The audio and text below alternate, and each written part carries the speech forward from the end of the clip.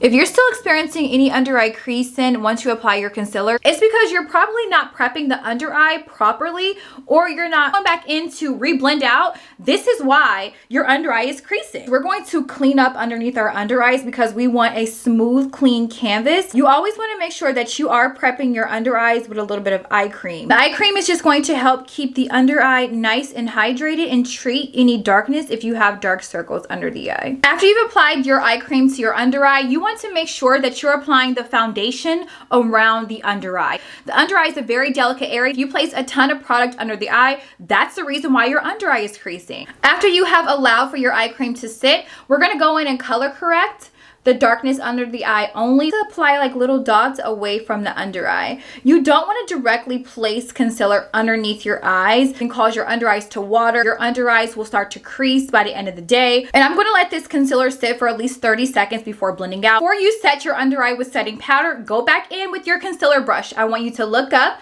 and lightly tap to re-blend out any creases that you may have under the eye before you set. Take some of your setting powder. Don't just drag a ton of powder under the eye. Tap out any excess, and you want to press the powder under the eye. Okay, you guys, this is the final look.